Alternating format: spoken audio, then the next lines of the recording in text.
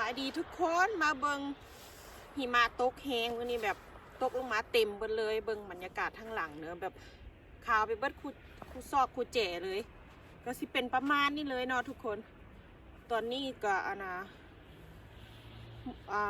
ตอนกลางเว้นตอนสวยเนาะบรรยากาศก็คือเมนขาวเต็มไปเบิดหิมะก็คือตกหลายแห้งค่ะทุกคนหนาว จักหน่อยสิได้กวดหิมะออกจากรถออกจากทางที่ว่าซอยที่ว่าออกจากเหือนข่อยมาหาหนทางเนาะทุกคนหนาวค่ะทุกคนแล้วก็งามแห้งตอนนี้เพราะว่าหิมะตกมาแทนใบไม้แล้วมาจับอยู่น้ำต้นไม้ก็จะขาวตามกิ่งไม้ไปเบิดเนาะก็สิแทนเป็นดอกไม้เลยโอเคทุกคนเขาใช้เบิ่งบรรยากาศทางหน้ารอบๆบ้านเด้อ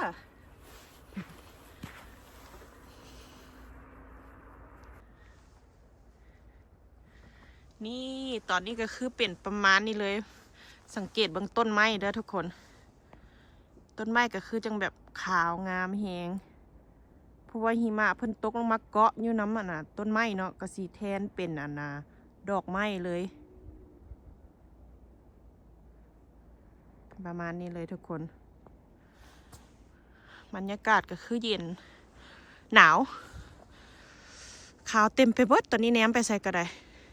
มื้อนี้เห็นเป็นมื้อวันเสาร์ตอนเช้าเนาะมื้อนี้โรงเรียนบ่ได้เข้าโรงเรียนพักวันเสาร์อาทิตย์เนาะทุกคนข่อยก็อยากมาถ่ายบรรยากาศให้ทุกคนได้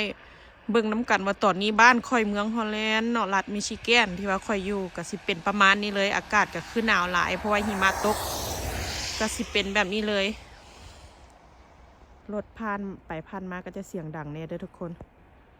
นี่คือบรรยากาศสดๆของมื้อนี้เลยประมาณนี้เลยทุกคนคนทางก็เจ้าฮดเกลือก็จะขับรถไปมาได้เนาะเกลือก็จะเปื่อยแต่ก็ยังคือแบบเป็นแบบประมาณนี้เลยก็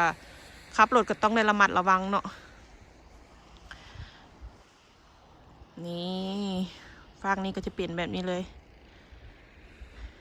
หนาวหลายอีหลีทุกคนมึงมาเบิ่งต้นไม้ต้นนี้นะเพื่อนนั่นขาวเต็มมึงไหมหิมะมาจับที่ต้นเนาะจะเป็นแบบนี้เลย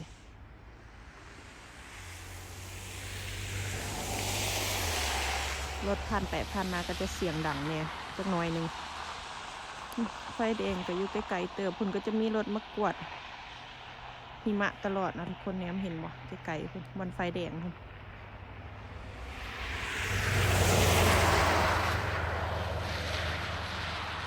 รถใหญ่เขาเจ้าแลนซีล้อเขาเจ้าก็จะแลนไว้แน่เนาะทุกคนถ้ารถน้อยก็คือรถเก่งก็ต้องได้ค่อยไปเพราะทางก็จะมืนแน่ถ้ารถใหญ่เขาเจ้าแลนซีล้อก็สิโอเคแบบพอแลนไวได้นะ four wheel drive นะมาเบิ่งบรรยากาศตอนนี้เด้อทุกคนต้นคิดสมัดค่อยก็นี่หิมะก็คือมา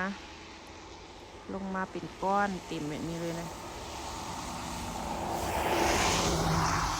บรรยากาศก็คือแบบเย็นหลายหนาวหลายทุกคนเบิ่งความหนาความสูงของหิมะที่ว่าจากดินที่มานี่อันนี้ก็เป็นหนทางเนาะก็จะถือว่าหนาเติบเกือบเกือบหัวเข่าตกคือว่าตกหลายแหงเบิ่งหอยขยางมา ค่อยสิได้ดุดหิมะออกจากตัวนี้นะทุกคนนี่เห็นบ่ทางเข้าไปนี่นะกลับเข้าไปในก่อนย่างเข้าไปในบ่ฮู้ว่าอยู่บ้านเฮาอากาศหนาวซ้ำใดตอนนี้อาจ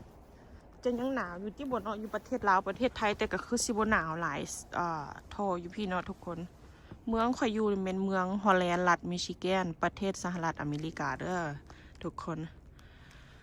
ที่เข้ามาเบิ่งก็ได้ข่อยก็เว้าอีกทีนึงเพราะว่าย่านที่ว่าคนยังบ่ฮู้เทื่อขนาดเนาะนี่บรรยากาศก็คือหนาวหลายหนาวอีหลีหนาวแห้งยังไงข่อยสิดุดสโนว์ตอนนี้ข่อยเปิดประตูออกมาที่เป็นประมาณนี้ให้เบิ่งสภาพทางหน้าเนาะตอนนั้นมึงข่อยย่างเข้ามาทุกคนขาวเบิดอันนี้ใส่เกิดก็ต้องใส่เกิดบูทหนาๆแบบนี้เนาะแล้ว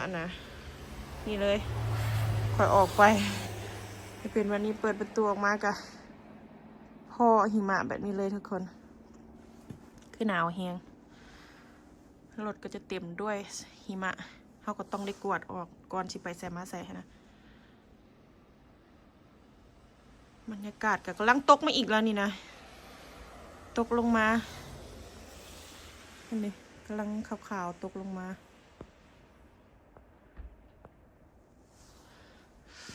เย็นหลายประมาณนี้เลยทุกคนโอเคเด้อทุกคนขอบใจทุกคนที่เข้ามารับชมวิดีโอนี้หลายๆเด้อพอกันใหม่วิดีโอหน้าเด้อบ๊ายบาย